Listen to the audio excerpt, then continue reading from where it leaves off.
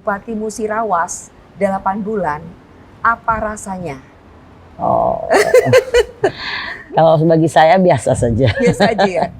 Karena bagi saya jalanin dengan ya apa adanya gitu. Saya jalanin, saya kerja. Yang penting bagi saya semaksimal mungkin saya bekerja untuk melayani, untuk kepentingan, untuk membangun Kabupaten Musirawas ini. Gitu.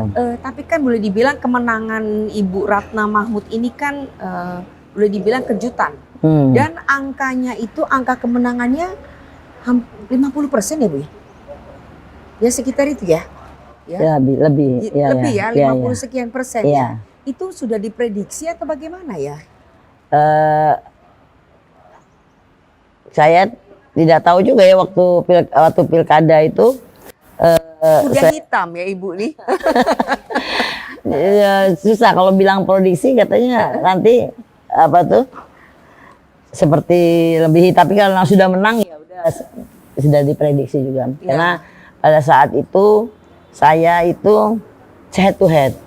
Jadi head to head ya. Dan melawan petahana. Ya. Jadi waktu pada saat saya menentukan bahwa saya mencalon, saya juga sudah memprediksi, sudah ada perhitungan bahwa ada kemungkinan untuk menang, itu ada.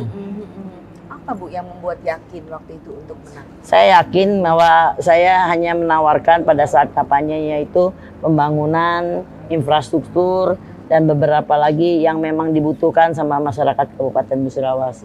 Itu saja yang saya yakin, bahwa masyarakat di Kabupaten Musirawas ini sudah pintar ya, sudah tahu. Silakan mereka memilih. Apa silakan mau milih, apa ada maunya perubahan atau tidak. Dengan memilih saya tentunya ada perubahan gitu kan. Karena berubah yang memimpin. Berubah yang memimpin, pasti diharapkan itu ada perubahan. Iya. Jadi silakan kepada masyarakat, dan kita juga sebelum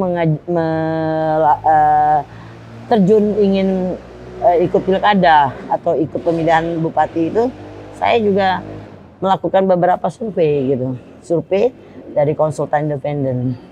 Yang memang saya suruh orang menyurvei yang tidak melalui saya, jadi orang itu tidak tahu kalau saya yang nyuruh survei.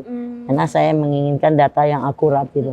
Dari data beberapa survei, 2 kali melakukan survei, saya memutuskan untuk menyalon.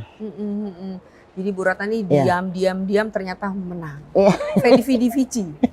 Vidi Vici. Itu ya, Vidi Vici. Oke.